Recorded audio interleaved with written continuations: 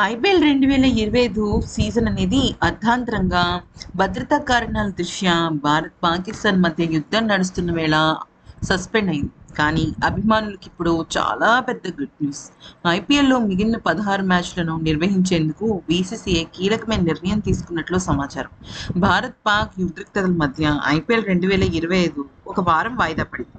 మిగిలిన మ్యాచ్ల కోసం సన్నాహాలు ప్రారంభమయ్యాయి. మిగిలిన మ్యాచ్లన్నీ కూడా దక్షిణ భారతదేశంలో జరుగుతాయి. బెంగళూరు, చెన్నై, హైదరాబాద్ వేదికలుగా బీసీసీఐ షార్ట్ లిస్ట్ చేసింది. ప్రభుత్వంతో మాట్లాడి టోర్నమెంట్ తిరిగి ప్రారంభించాలన్న ఆలోచనలో ఉంది.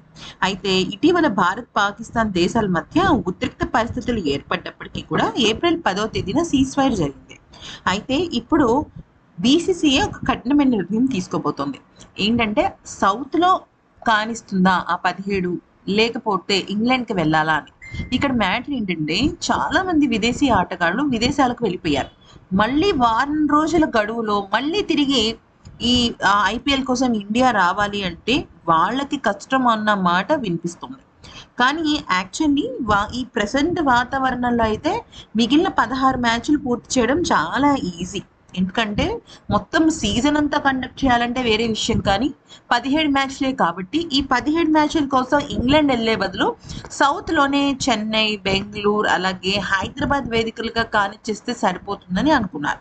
దానికి తోడు ఇంకా ఏమైనా వేరే స్టేడియంస్ అంటే వైజాగ్ స్టేడియం కానీ, ఇంటర్నేషనల్ స్టేడియం కానీ, ఇటువంటి స్టేడియంస్ అనమాట.